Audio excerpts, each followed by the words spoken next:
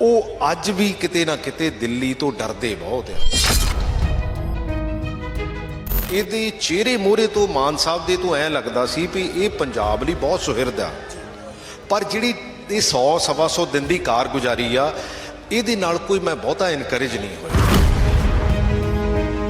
Actually ਬਦਕਿਸਮਤੀ ਇਹ ਆ ਕਿ ਜਿਹੜਾ ਪੋਲੀਟੀਸ਼ੀਅਨ ਆ ਉਹ ਇਹ ਨਹੀਂ ਸਮਝਦਾ ਕਿ ਇਹ ਪ੍ਰੋਜੈਕਟ ਜਿਹੜਾ ਠੀਕ ਆ ਕਿ ਗਲਤ। ਜਿਹੜਾ ਇਨਸਾਨੀਅਤ ਦੇ ਵਿਰੁੱਧ ਆ, ਅਸੀਂ ਉਸ ਪ੍ਰੋਜੈਕਟ ਤੋਂ ਕੀ ਲੈਣਾ। ਤੁਹਾਡੇ ਤਾਂ ਖਰ ਗਵਾਂਢੀ ਨੇ ਬਲਵੀਰ ਸਿੰਘ ਸੀਚੇਵਾਲ, ਤੇ ਪਹਿਲਾਂ ਬਹੁਤ ਬੋਲਦੇ ਸੀ ਵਾਤਾਵਰਣ ਬਾਰੇ, ਤੇ ਹੁਣ ਤੁਸੀਂ ਉਹਨਾਂ ਦਾ ਮੂਡ ਕਿਵੇਂ ਦੇਖਦੇ ਹੋ? ਉਹਨਾਂ ਨੂੰ ਭਗਵੰਤ ਮਾਨ ਜੀ ਨਾਲ ਗੱਲ ਕਰਕੇ ਇਹਨੂੰ ਇਮੀਡੀਏਟਲੀ ਇਸ ਪ੍ਰੋਜੈਕਟ ਨੂੰ ਜਿਹੜਾ ਸਕ੍ਰੈਪ ਕਰੋ। ਕਾਗਜ਼ਾਂ ਪੱਤਰਾਂ ਦੇ ਵਿੱਚ ਤਾਂ ਫਿਰ ਬੁੱਢੇ ਵਾਲੇ ਨਾਲਾ ਆ, ਉਹਨੂੰ ਵੀ ਕੋਈ ਖਤਰਾ ਨਹੀਂ ਹੈ। ਅਫਸਰ ਜਿਹੜੇ ਕਾਗਜ਼ ਪੱਤਰ ਪੂਰੇ ਠੀਕ ਰੱਖਦੇ ਆ। ਜਿਨ੍ਹਾਂ ਕੰਪਨੀਆਂ ਨੇ ਸਾਨੂੰ ਖਾਦ ਵੇਚ ਕੇ ਸਾਡਾ ਪਾਣੀ ਖਰਾਬ ਕੀਤਾ, ਉਹਨਾਂ ਕੰਪਨੀਆਂ ਨੇ ਮੁੜ ਕੇ ਸਾਨੂੰ ਆਰਓ ਸਿਸਟਮ ਵੇਚਿਆ। ਅੱਜ ਉਹੀ ਸਾਨੂੰ ਜਿਹੜਾ ਕੈਂਸਰ ਦੀ ਦਵਾਈ ਵੇਚ ਰਹੀਆਂ। ਮੱਤੇਵਾੜਾ ਜੰਗਲ ਬਚਾਉਣ ਦੇ ਲਈ ਅੱਜ ਪੂਰਾ ਪੰਜਾਬ ਇਕੱਠਾ ਹੋਇਆ, ਪਰ ਸਿਆਸਤਦਾਨਾਂ ਨੇ ਹਮੇਸ਼ਾ ਸਿਆਸਤ ਕਰਨੀ ਹੁੰਦੀ ਆ। ਜਦੋਂ ਕਾਂਗਰਸ ਦੀ ਸਰਕਾਰ ਸੀ ਤਾਂ ਆਮ ਆਦਮੀ ਪਾਰਟੀ ਵਾਲੇ ਵਿਰੋਧ ਕਰਦੇ ਸੀ, ਤਾਂ ਅੱਜ ਆਮ ਆਦਮੀ ਪਾਰਟੀ ਦੀ ਸਰਕਾਰ ਆ ਤਾਂ ਕਾਂਗਰਸ ਵਾਲੇ ਤੇ ਅਕਾਲੀ ਦਲ ਵਾਲੇ ਵਿਰੋਧ ਕਰਦੇ ਨੇ। ਪਰ ਇੱਕੋ ਇੱਕ ਲੀਡਰ ਸੀ ਪ੍ਰਗਟ ਸਿੰਘ, ਜਿਹੜੇ ਆਪਣੀ ਸਰਕਾਰ ਦੇ ਵਿੱਚ ਵੀ ਇਸ ਪ੍ਰੋਜੈਕਟ ਦੇ ਖਿਲਾਫ ਆਵਾਜ਼ ਚੱਕਦੇ ਰਹੇ ਨੇ। ਮੇਰੇ ਨਾਲ ਨੇ ਗੱਲਬਾਤ ਕਰਦੇ। ਸਤਿ ਸ਼੍ਰੀ ਅਕਾਲ ਬਾਈ। ਸਤਿ ਸ਼੍ਰੀ ਅਕਾਲ ਬਾਈ, ਮੁਬਾਰਕਬਾਦ, ਤੁਸੀਂ ਉਦੋਂ ਹੰਬੜਾ ਮਾਰਿਆ, ਤੁਹਾਡੀਆਂ ਆਸਾਂ ਨੂੰ ਬੂਰ ਪਿਆ, ਅੱਜ ਪੂਰਾ ਪੰਜਾਬ ਇਕੱਠਾ ਹੋ ਗਿਆ। ਦੇਖੋ, ਮੁਬਾਰਕਬਾਦ ਤਾਂ ਉਦੋਂ ਸਮਝਾਂਗੇ ਜਦੋਂ ਇਹ ਬਿਲਕੁਲ ਸਰਕਾਰ ਜਿਹੜੀ ਆ ਸਕ੍ਰੈਪ ਕਰ ਦੋਗੀ। ਸੰਘਰਸ਼ ਸ਼ੁਰੂ ਹੋ ਗਿਆ ਜਿਵੇਂ ਬਿਲਕੁਲ ਸ਼ੁਰੂ ਹੋ ਗਿਆ। ਇਹ ਜਿਹੜੇ ਨੌਜਵਾਨਾਂ ਨੇ ਸ਼ੁਰੂ ਕੀਤਾ, ਇਹ ਬਹੁਤ ਚੰਗਾ ਐਫਰਟ ਆ। ਇਹਨਾਂ ਨੇ ਬਹੁਤ ਮਿਹਨਤ ਕੀਤੀ ਆ। ਉਸ NGO ਨੂੰ ਇਹਦਾ ਸਿਹਰਾ ਜਾਂਦਾ, ਅਸਲੀ ਗੱਲ ਆ। ਇਹ ਸਮੇਂ-ਸਮੇਂ ਤੇ ਸਾਨੂੰ ਵੀ ਜਗਾਉਂਦੇ ਰਹੇ ਤੇ ਅਸੀਂ ਜਾ ਕੇ ਉੱਥੇ ਹੁੱਜਾ ਮਾਰਦੇ ਰਹੇ। ਸੋ ਦੁਨੀਆ ਦੇ ਉੱਤੇ ਕਦੀ ਵੀ ਨੇਚਰ ਨਾਲ ਖਿਲਵਾੜ ਨਹੀਂ ਕੀਤਾ ਜਾਂਦਾ, ਕਿਉਂਕਿ ਜਿੱਥੇ ਵੀ ਨੇਚਰ ਆਪਣੀ ਕ੍ਰੀਏਸ਼ਨ ਕਰ ਲੈਂਦੀ ਆ, ਉਹਨੂੰ ਐਜ਼ ਇਟ ਇਜ਼ ਪ੍ਰੀਜ਼ਰਵ ਕੀਤਾ ਜਾਂਦਾ। ਬਟ ਬਦਕਿਸਮਤੀ ਇਹ ਆ ਕਿ ਅਸੀਂ ਇਹਨਾਂ ਨੂੰ ਹਮੇਸ਼ਾ ਹੀ ਕਿਤੇ ਪਾਣੀ ਨੂੰ ਬੰਨ੍ਹ ਲਾ ਲੈਂਦੇ ਆ, ਕਿਤੇ ਦਰਿਆ ਨੂੰ ਕਿਤੇ ਨਾ ਕਿਤੇ ਡਿਵਰਟ ਕਰ ਲੈਂਦੇ ਆ। ਲੇਕਿਨ ਨੇਚਰ ਨੇ ਆਪਣਾ ਰੋਲ ਪਲੇ ਕਰਨਾ ਹੁੰਦਾ। ਸੋ ਇਸ ਕਰਕੇ ਸਾਨੂੰ ਇਹਦੇ ਨਾਲ ਖਿਲਵਾੜ ਨਹੀਂ ਕਰਨਾ ਚਾਹੀਦਾ। ਇਹਦੇ ਨਾਲ ਦੋ ਨੁਕਸਾਨ ਹੋਣੇ ਆ। ਇੱਕ ਤਾਂ ਇਹ ਫਲੱਡ ਪਲੇਨ ਏਰੀਆ, ਕਿਉਂਕਿ ਜਦੋਂ ਵੀ ਕਿਤੇ ਫਲੱਡ ਆਉਂਦਾ ਤੇ ਇਸ ਪਾਣੀ ਇੱਥੇ ਜਾ ਕੇ ਸੈਟਲ ਹੋ ਜਾਂਦਾ। ਔਰ ਦੂਸਰਾ ਫੋਰੈਸਟ, ਕਿਉਂਕਿ ਦੋ ਚੀਜ਼ਾਂ ਜਿਹੜੀਆਂ ਦੁਨੀਆ ਦੇ ਉੱਤੇ ਜੇ ਅਸੀਂ ਇਹਨੂੰ ਖਤਮ ਕਰ ਲਾਂਗੇ ਤੇ ਅਸੀਂ ਆਉਣ ਵਾਲੀਆਂ ਪੀੜ੍ਹੀਆਂ ਦਾ ਨੁਕਸਾਨ ਬਹੁਤ ਕਰਾਂਗੇ। ਅੱਛਾ ਬਾਈ, ਜਿਵੇਂ ਤੁਹਾਡੀ ਸਰਕਾਰ ਸੀ, ਹੁਣ ਪੂਰੀ ਕਾਂਗਰਸ ਪਾਰਟੀ ਦੇ ਸਵਾਲ ਉੱਠਦੇ ਨੇ, ਪਰ ਤੁਸੀਂ ਉਦੋਂ ਵੀ ਚੱਕਦੇ ਰਹੇ। ਜਦੋਂ ਕਦੇ ਪਰਸਨਲੀ ਕੈਪਟਨ ਅਮਰਿੰਦਰ ਸਿੰਘ ਨੂੰ ਮਿਲੇ, ਇਹ ਗੱਲ ਦੱਸੀ ਤਾਂ ਕੀ ਜਵਾਬ ਦਿੰਦੇ ਸੀ ਉਹ? ਐਕਚੁਅਲੀ ਬਦਕਿਸਮਤੀ ਇਹ ਆ ਕਿ ਜਿਹੜਾ ਪੋਲੀਟੀਸ਼ੀਅਨ ਆ ਉਹ ਇਹ ਨਹੀਂ ਸਮਝਦਾ ਕਿ ਇਹ ਪ੍ਰੋਜੈਕਟ ਜਿਹੜਾ ਠੀਕ ਆ ਕਿ ਗਲਤ। ਅਫਸਰ ਉਹਦੇ ਕਾਗਜ਼ ਵਗੈਰਾ ਬਣਾ ਕੇ ਲੈ ਜਾਂਦੇ। ਕਿਉਂਕਿ ਮੈਂ ਆਪਣੇ ਹਲਕੇ 'ਚ ਇੱਕ ਵੇਸਟ ਮੈਨੇਜਮੈਂਟ ਦਾ ਪ੍ਰੋਜੈਕਟ ਭੁਗਤਿਆ, ਜਿਹਦੀ ਪਰਮਿਸ਼ਨ NGT ਨੇ ਵੀ ਦੇ ਦਿੱਤੀ ਸੀ, ਲੇਕਿਨ ਮੈਂ ਉਹਨੂੰ ਕੈਂਸਲ ਕਰਾਉਣ 'ਚ ਕਾਮਯਾਬ ਹੋਇਆ। ਕਿਉਂਕਿ ਜਿਹੜਾ ਇਨਸਾਨੀਅਤ ਦੇ ਵਿਰੁੱਧ ਆ, ਅਸੀਂ ਉਸ ਪ੍ਰੋਜੈਕਟ ਤੋਂ ਕੀ ਲੈਣਾ।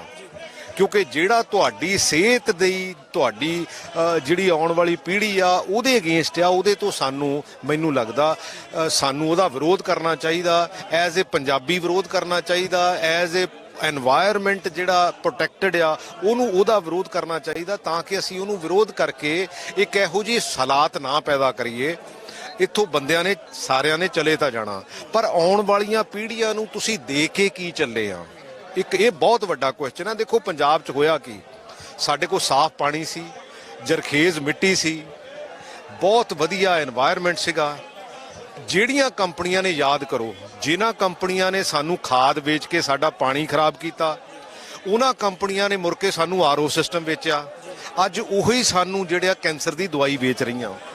ਸੋ ਇਸ ਕਰਕੇ ਸਾਨੂੰ ਸਮਝਦਾਰ ਹੋਣਾ ਚਾਹੀਦਾ। ਸਾਨੂੰ ਉਸ ਇੰਟੈਲੀਜੈਂਸ ਜਾਂ 50 ਕਿਲੋਮੀਟਰ ਦਰਿਆਵਾਂ, ਕਿਉਂਕਿ ਸਾਡੇ ਕੋਲ 2.5 ਦਰਿਆ ਬਚ ਗਏ, 50 ਕਿਲੋਮੀਟਰ ਦੇ ਵਿੱਚ ਸਾਨੂੰ ਇੰਡਸਟਰੀ ਨਹੀਂ ਲਾਉਣੀ ਚਾਹੀਦੀ। ਕਿਉਂਕਿ ਜਿਹੜੀ ਪਹਿਲਾਂ ਬੁੱਢੇ ਨਾਲੇ ਦੇ ਨਾਲ ਲੱਗੀ ਆ, ਉਹਨਾਂ ਨੇ ਬੁੱਢਾ ਨਾਲਾ ਸਾਰਾ ਪੋਲਿਊਟ ਕਰ ਦਿੱਤਾ। ਕਿਉਂਕਿ ਜੇ ਇਨਸਾਨੀਅਤ ਹੀ ਨਾ ਰਹੀ ਤਾਂ ਫਿਰ ਅਸੀਂ ਉਸ ਪੈਸੇ ਨੂੰ ਵੀ ਕੀ ਕਰਾਂਗੇ? ਦੇਖੋ ਨਾ, ਜਦੋਂ ਆਪਣੇ ਪਿੰਡਾਂ 'ਚ 10-12 ਕੁਆਂਟਲ ਕਣਕ ਹੁੰਦੀ ਸੀ, ਲੋਕੀ ਉਦੋਂ ਖੁਸ਼ ਹੁੰਦੇ ਸੀ ਕਿ ਅੱਜ 20-22 ਕੁਆਂਟਲ ਹੈ। ਅਸੀਂ ਕਦੀ ਗਿਣਿਆ ਵੀ ਉਹਦੇ ਤੇ ਖਰਚਾ ਕੀ ਕੀਤਾ? ਅਸੀਂ ਕਦੀ ਗਿਣਿਆ ਵੀ ਉਹਦੇ ਤੇ ਖਾਦ ਕਿੰਨੀ ਪਈ? ਅਸੀਂ ਕਦੀ ਗਿਣਿਆ ਵੀ ਉਹਦੇ ਤੋਂ ਬਾਅਦ ਕੈਂਸਰ ਤੋਂ ਬਾਅਦ ਅਸੀਂ ਦਵਾਈ ਕਿੰਨੇ ਦੀ ਲਈ? ਅਸੀਂ ਇਹ ਚੀਜ਼ਾਂ ਗਿਣਦੇ ਨਹੀਂ ਹੈ। ਪੰਜਾਬੀ ਨੂੰ ਐ ਲੱਗਦਾ ਵੀ ਹੁਣ ਤਾਂ ਵੀ ਮੇਰੀ ਕਣਕ ਜਿਹੜੀ ਆ ਉਹ 25 ਕੁਇੰਟਲ ਹੋਣ ਲੱਗ ਪਈ, 20 ਕੁਇੰਟਲ ਹੋਣ ਲੱਗ ਪਈ।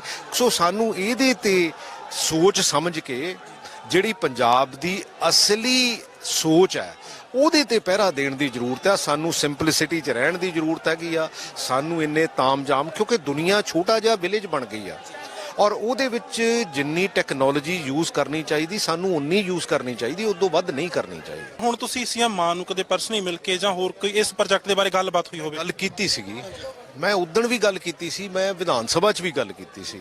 ਮੈਨੂੰ ਇਹ ਸੀਗਾ, ਸੱਚੀ ਗੱਲ ਆ, ਇਹਦੇ ਚਿਹਰੇ ਮੋਹਰੇ ਤੋਂ ਮਾਨ ਸਾਹਿਬ ਦੇ ਤੋਂ ਐਂ ਲੱਗਦਾ ਸੀ ਵੀ ਇਹ ਪੰਜਾਬ ਲਈ ਬਹੁਤ ਸੁਹਿਰਦ ਆ, ਪਰ ਜਿਹੜੀ ਇਹ 100-125 ਦਿਨ ਦੀ ਕਾਰਗੁਜ਼ਾਰੀ ਆ ਇਹਦੇ ਨਾਲ ਕੋਈ ਮੈਂ ਬਹੁਤਾ ਇਨਕਰੇਜ ਨਹੀਂ ਹੋਇਆ। ਸੱਚੀ ਗੱਲ ਇਹ ਆ, ਕਿਉਂਕਿ ਮੈਨੂੰ ਐਂ ਲੱਗਦਾ ਵੀ ਇਹ ਜਿਹੜਾ ਭਗਵੰਤ ਮਾਨ ਜੀ, ਜਿਹੜੀ ਮੈਂ ਗੱਲ ਪਹਿਲੇ ਦਿਨ ਹੀ ਦਿੱਲੀ ਦੀ ਕੀਤੀ ਸੀ ਨਾ, ਵੀ ਭਗਵੰਤ ਮਾਨ ਜੀ ਆਪਾਂ ਦਿੱਲੀ ਦੇ ਸਿਸਟਮ ਦੇ ਵਿੱਚੋਂ ਥੋੜਾ ਜਿਹਾ ਬਾਹਰ ਰਹੀਏ। ਸੋ ਉਹ ਜਿਹੜਾ ਉਹ ਅੱਜ ਵੀ ਕਿਤੇ ਨਾ ਕਿਤੇ ਦਿੱਲੀ ਤੋਂ ਡਰਦੇ ਬਹੁਤ ਆ। ਸੋ ਉਹਦੇ ਤੋਂ ਬਚਣ ਦੀ ਜ਼ਰੂਰਤ ਆ। ਅਸੀਂ ਪੰਜਾਬ ਦੇ ਪ੍ਰਤੀ ਫੈਸਲੇ ਲਈਏ, ਦਿੱਲੀ ਵਾਲੇ ਦਿੱਲੀ ਦੇ ਪ੍ਰਤੀ ਫੈਸਲੇ ਲੈਣ, ਸਾਨੂੰ ਕੋਈ ਸਮੱਸਿਆ ਥੋੜੀ ਆ। ਪਰ ਜਦੋਂ ਦਿੱਲੀ ਵਾਲਾ ਪੰਜਾਬ ਪ੍ਰਤੀ ਫੈਸਲੇ ਲੈਂਦਾ ਨਾ, ਭਾਵੇਂ ਉਹ ਕਾਂਗਰਸ 'ਚ ਹੋਵੇ, ਭਾਵੇਂ ਉਹ ਕਿਸੇ 'ਚ ਵੀ ਹੋਵੇ, ਪਰ ਮੈਨੂੰ ਲੱਗਦਾ ਉਹਨੂੰ ਸਾਨੂੰ ਖੜ ਕੇ ਉਹਨੂੰ ਡਿਸਕਸ ਕਰਨਾ ਚਾਹੀਦਾ। ਜਿਹੜੀ ਪੰਜਾਬ ਦੀ ਬਿਹਤਰੀ ਲਈ ਚੀਜ਼ ਆ ਸਾਨੂੰ ਉਹਦੇ ਤੇ ਪਹਿਰਾ ਦੇਣਾ ਚਾਹੀਦਾ। ਅੱਛਾ ਭਾਈ, ਇੱਕ ਸਰਕਾਰ ਆਖ ਰਹੀ ਆ ਕਿ ਇੱਕ ਵੀ ਦਰਖਤ ਨਹੀਂ ਕੱਟਿਆ ਜਾਏਗਾ ਤੇ ਸਤਲੁਜ ਦੇ ਵਿੱਚ ਜਿਹੜਾ ਫੈਕਟਰੀ ਦਾ ਗੰਦਾ ਪਾਣੀ ਨਹੀਂ ਪਾਇਆ ਜਾਏਗਾ। ਪਰ ਦਰਖਤਾਂ ਦੇ ਮੈਂ ਪਿੱਛੇ ਦੇਖ ਰਿਹਾ ਕਿ ਲਾਲ ਜਿਹੜਾ ਰੰਗ ਦੇ ਨਾਲ ਨੰਬਰ ਲਾਏ ਹੋਏ ਨੇ, ਉਹ ਕੱਟਣ ਵਾਲੇ ਦਰਖਤ ਹੁੰਦੇ ਨੇ ਜਿੱਥੇ ਲਾਲ ਨੰਬਰ ਲਾਏ ਹੁੰਦੇ ਨੇ। ਆ ਸਾਰੀ ਜਿਹੜੀ ਕਨੈਕਟੀਵਿਟੀ ਰੋਡ ਆ, ਜਿਹੜੀ ਉੱਤੇ ਅੱਗੇ ਹੱਬ ਬਣਨੀ, ਉਹਦੀ ਕਨੈਕਟੀਵਿਟੀ ਰੋਡ ਆ ਸਾਰੇ ਦਰਖਤ ਨੇ ਜਿਹੜੇ ਕਿਨਾਰੇ ਕੱਟੇ ਜਾਣੇ ਆ। ਤੁਸੀਂ ਇੱਕ ਗੱਲ ਸਮਝ ਲਈਏ, ਆਪਾਂ ਜੇ ਇੱਥੇ 2.5-3 ਲੱਖ ਬੰਦਾ ਆਊਗਾ, ਤੁਹਾਨੂੰ ਲੱਗਦਾ ਵੀ ਦਰਖਤ ਨਾ ਕੱਟ ਹੋਊਗਾ? ਅਫਸਰਾਂ ਦਾ ਕੀ ਤਰਕ ਸੀ ਜਦੋਂ ਮੈਂ ਵੀ ਇੱਥੇ ਆਇਆ ਸੀ ਵੀ ਇਹਨੂੰ ਜੀ ਅਸੀਂ ਕੰਕਰੀਟ ਕਰ ਦਾਂਗੇ, ਬਈ ਇਹਨੂੰ ਇੰਨੀ ਜਗ੍ਹਾ ਨੂੰ ਤਾਂ ਕੰਕਰੀਟ ਕਰ ਦੇਣਗੇ, ਪਰ ਪਾਕਿਸਤਾਨ ਤੱਕ ਥੋੜੀ ਇਹ ਦਰਿਆ ਕੰਕਰੀਟ ਹੋ ਜਾਊਗਾ, ਇਹ ਕਿਤੇ ਹੋਰ ਮਾਰ ਕਰੂਗਾ।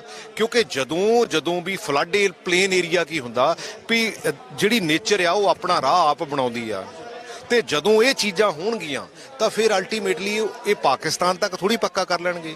ਲੇਕਿਨ ਇਹ ਬਹੁਤ ਇਲ ਕਨਸੀਵਡ ਪ੍ਰੋਜੈਕਟ ਹੈਗਾ।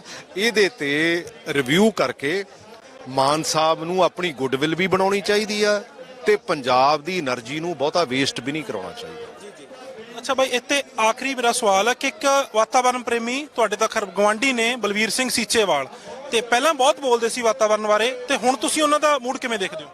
ਨਹੀਂ, ਮੈਨੂੰ ਲੱਗਦਾ ਉਹਨਾਂ ਨੂੰ ਖੜਾ ਦੇਖੋ, ਉਹਨਾਂ ਦੀ ਛਵੀ, ਮੰਨ ਲਓ ਸਪੋਜ਼ ਮੈਂ ਹਾਕੀ ਪਲੇਅਰ ਆ ਤੇ ਮੈਨੂੰ ਹਾਕੀ ਦੀ ਗੱਲ ਤਾਂ ਕਰਨੀ ਪਊਗੀ ਨਾ। ਉਹਨਾਂ ਦੀ ਛਵੀ ਜਿਹੜੀ ਆ ਇੱਕ ਵਾਤਾਵਰਣ ਪ੍ਰੇਮੀ ਦੀ ਛਵੀ ਆ। ਸੋ ਮੈਨੂੰ ਲੱਗਦਾ ਉਹਨਾਂ ਨੂੰ ਇਹ ਸਾਰੇ ਅਹੁਦਿਆਂ ਤੋਂ ਉੱਤੇ ਉੱਠ ਕੇ ਤੇ ਵਾਤਾਵਰਣ ਦੀ ਗੱਲ ਕਰਨੀ ਚਾਹੀਦੀ ਆ। ਉਹ ਸਰਕਾਰ ਦਾ ਹਿੱਸਾ ਆ, ਰਾਜ ਸਭਾ ਦੇ ਮੈਂਬਰ ਹੈਗੇ ਆ, ਉਹਨਾਂ ਨੂੰ ਭਗਵੰਤ ਮਾਨ ਜੀ ਨਾਲ ਗੱਲ ਕਰਕੇ ਇਹਨੂੰ ਇਮੀਡੀਏਟਲੀ ਇਸ ਪ੍ਰੋਜੈਕਟ ਨੂੰ ਜਿਹੜਾ ਸਕ੍ਰੈਪ ਕਰਾਉਣਾ। ਇਦਾਂ ਦੀ ਕੋਈ ਗੱਲ ਨਹੀਂ ਹੈ। ਆਪਾਂ ਕਹਿੰਦੇ ਆ ਕਾਗਜ਼ਾਂ ਪੱਤਰਾਂ ਦੇ ਵਿੱਚ ਤਾਂ ਫਿਰ ਬੁੱਢੇ ਵਾਲੇ ਜਿਹੜਾ ਨਾਲਾ ਆ ਉਹਨੂੰ ਵੀ ਕੋਈ ਖਤਰਾ ਨਹੀਂ ਹੈ, ਲੇਕਿਨ ਉੱਥੇ ਲੋਕਾਂ ਨੇ ਥੱਲੇ ਬੋਰ ਕਰਕੇ ਪਾਣੀ ਜਿਹੜਾ ਆ ਉਹ ਪਾਇਆ ਹੋਇਆ, ਉੱਥੇ ਸਾਰੇ ਦਾ ਸਾਰਾ ਜਿਹੜਾ ਗੰਦਾ ਸਿਸਟਮ ਜਿਹੜਾ ਚੱਲ ਰਿਹਾ, ਤੇ ਅਸੀਂ ਇੱਥੋਂ ਕਿੱਦਾਂ ਇਨਸ਼ੋਰ ਕਰ ਲਾਂਗੇ ਵੀ ਇੱਥੇ ਇਹ ਨਹੀਂ ਹੋਊਗਾ? ਅਫਸਰ ਜਿਹੜੇ ਕਾਗਜ਼ ਪੱਤਰ ਪੂਰੇ ਠੀਕ ਰੱਖਦੇ ਆ, ਉਹ ਜਦੋਂ ਵੀ ਪ੍ਰੋਜੈਕਟ, ਕਿਉਂਕਿ ਮੇਰੀ ਵੀ ਇਹਦੇ ਤੇ ਡਿਸਕਸ਼ਨ ਹੋਈ ਆ, ਕਹਿੰਦੇ ਜੀ ਅਸੀਂ ਉਹ ਤਾਂ ਪੂਰਾ ਅਸੀਂ ਸਾਰਾ ਕੁਝ ਠੀਕ ਕਰ ਲੈਣਾ। ਇਹ ਆਫਿਸਾਂ 'ਚ ਬਹਿ ਕੇ ਏਸੀ ਕਮਰਿਆਂ 'ਚ ਬਹਿ ਕੇ ਸਾਰਾ ਕੁਝ ਠੀਕ ਕਰਦੇ ਆ, ਲੇਕਿਨ ਗਰਾਊਂਡ ਰਿਐਲਿਟੀ ਕੁਝ ਹੋਰ ਹੈ। ਸ਼ੁਕਰੀਆ ਭਾਈ, ਧੰਨਵਾਦ ਜੀ। ਸੋ ਸਨ ਐਮਐਲਏ ਪ੍ਰਗਟ ਸਿੰਘ, ਐਮਐਲਏ ਨੇ ਕਾਂਗਰਸ ਪਾਰਟੀ ਤੋਂ ਜਿਹੜੇ ਹਮੇਸ਼ਾ ਇਸ ਪ੍ਰੋਜੈਕਟ ਦੇ ਖਿਲਾਫ ਆਵਾਜ਼ ਚੱਕਦੇ ਰਹੇ, ਤੇ ਹੁਣ ਵੀ ਇਹਨਾਂ ਦਾ ਕਹਿਣਾ ਕਿ ਜਦ ਸੀਐਮ ਮਾਨ ਸੁਹਿਰਦ ਹੋ ਕੇ ਇਹਦੇ ਬਾਰੇ ਸੋਚਣਗੇ ਤਾਂ ਹੀ ਇਸ ਮਸਲੇ ਦਾ ਹੱਲ ਨਿਕਲੇਗਾ। ਆਪਣੇ ਸਹਿਯੋਗੀ ਵਿਸ਼ਾਲ ਦੇ ਨਾਲ ਮੈਂ ਗਗਨਦੀਪ ਰਟੌਲ, ਅੱਖਰ ਦੇ ਲਈ।